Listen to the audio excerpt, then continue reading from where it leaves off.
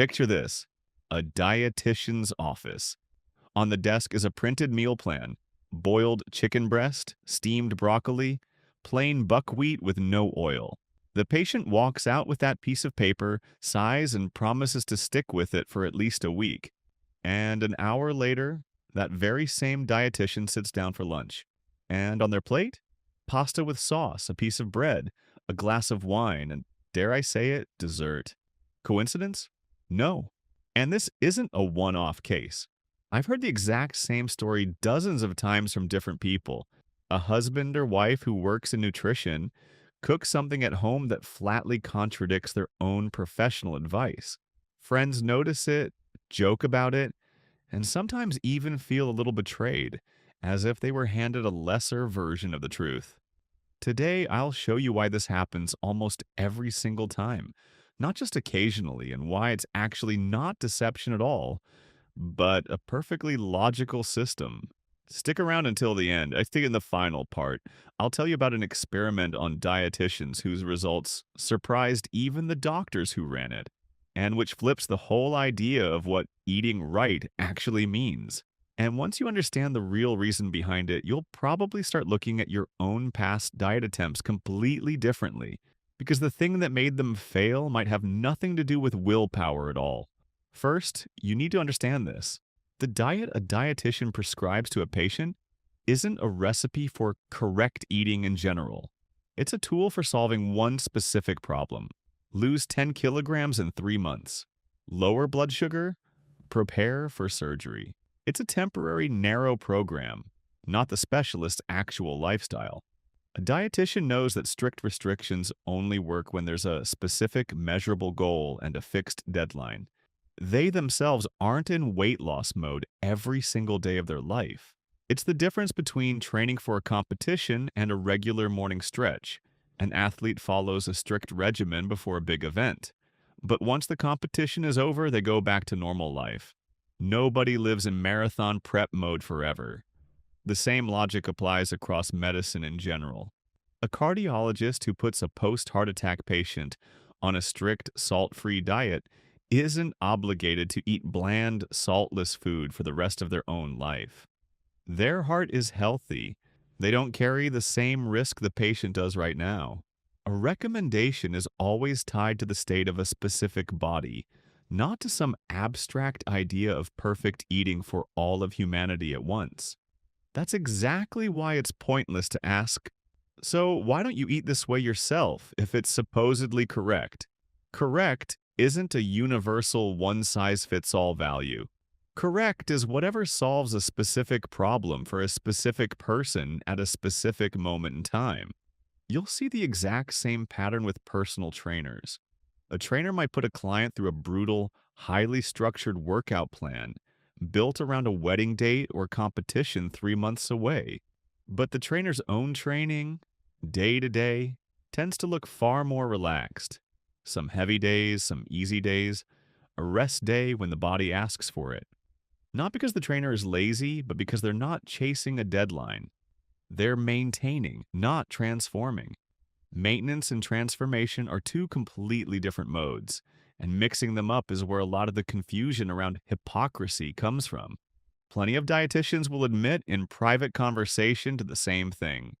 They eat by an 80-20 rule. 80% of their diet is vegetables, protein, whole foods, and 20% is whatever they feel like: pizza, a burger, ice cream. For a patient, though, they'll often prescribe a much stricter version: 95 to 5, or sometimes no exceptions at all. Why? Because someone who's just starting to change their habits struggles to control moderation. Give them pizza once a week, and it can easily turn into pizza 3 times a week. A specialist has spent years sharpening that skill of moderation. They can eat one slice of cake and stop. A beginner often can't. Here's the paradox: a dietitian isn't lying when they tell you to skip the sugar. They simply know you're not ready yet for the kind of balance they themselves reached after years of practice. It's a lot like learning to drive. An instructor won't let a first-time student take the highway at high speed on day one, even though the instructor does exactly that every single day. It's not a double standard. It's that the beginner doesn't yet have the reflexes needed to make fast decisions safely. An experienced driver has spent years building those reflexes behind the wheel. The same is true with food. Moderation is a skill, not an innate trait. It has to be trained gradually, starting with simpler, more predictable rules and only later moving toward flexibility. A dietitian is simply further along in that training than their patient is at the very beginning of the journey. Think about calorie counting the same way. A beginner is often told to track every single gram, because without that structure, portion sizes creep up without anyone noticing.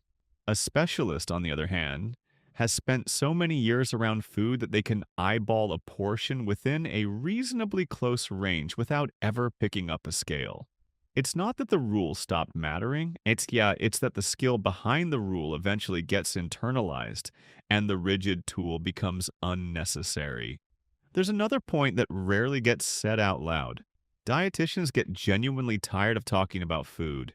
Imagine your entire workday as conversations about calories, grams of protein, glycemic index, 8 hours a day, 5 days a week for years.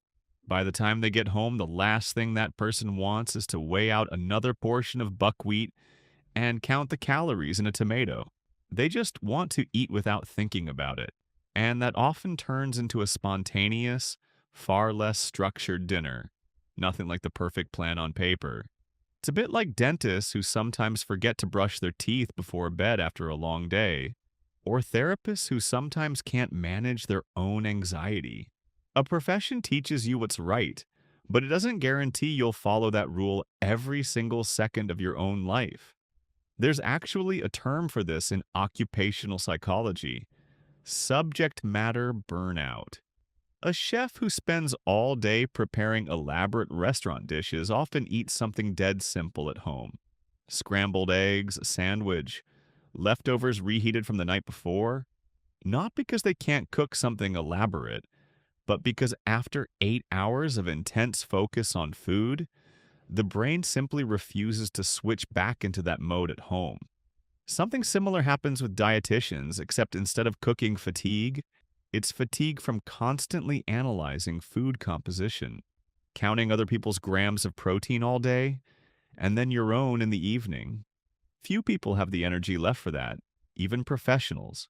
You see the same pattern in almost any profession built around close daily attention to one thing. Sound engineers who mix music for a living often listen to music casually at home with cheap earbuds, not a studio setup, because their ears need a break from critical listening. Personal trainers sometimes skip a workout entirely on a rest day without a second thought, even though a client might feel guilty for doing the exact same thing. The expertise doesn't disappear, it just isn't switched on 24 hours a day. Now, to that experiment I promised at the start. A few years ago, a group of researchers decided to check what dietitians and nutrition specialists actually eat in everyday life. Not on camera, not for patients. Participants were asked to keep an honest food diary for several weeks, without their colleagues knowing. The results surprised even the researchers themselves. Specialists really did eat noticeably more vegetables and fewer sugary drinks than the average person. But almost none of them followed the strict diets promoted in popular books. No cutting out entire food groups. No constant calorie counting for every single item. Moderate portions of everything, including foods generally considered bad. The conclusion was simple and a little ironic. The people who understand nutrition best actually eat in a simpler, calmer way than most of their patients try to eat while following strict plans. Knowledge frees you from anxiety around food. It doesn't increase it. Similar results came out of another earlier observation comparing the eating habits of practicing dietitians with people who had no nutrition training, but a similar income level and lifestyle. The difference wasn't about whether sugar or fat was present in the diet. The difference was in the overall structure of the day. Specialists skipped meals less often, rarely ate until they felt overly full, and noticeably more often ate slowly, paying attention to the act of eating itself rather than rushing through it between tasks. In other words, the key difference among professionals isn't a list of banned foods. It's their relationship with the act of eating itself. Not what's on the plate, but how the person eats what's on it. Here's what matters. A dietitian who eats pizza at night isn't a hypocrite. They're simply distinguishing between two different situations. The first is working with a specific person who has a specific health problem that requires a fast, strict solution. The second is their own ordinary life where there's no acute problem, just already established healthy habits that let them relax sometimes without consequences. It's the same with a financial advisor who might tell a client to save half their salary because that client is in debt with no safety cushion. Meanwhile, the advisor, who already has savings and a stable income, can afford a more flexible approach to spending. The advice given to the client is based on the client's situation, not on the advisor's own habits. If you've made it this far, or rather listened this far, you're probably wondering how to actually use this. Here are 4 simple takeaways. First, don't treat a strict diet plan as the one true way to eat forever. It's a tool for reaching a specific goal within a specific time frame.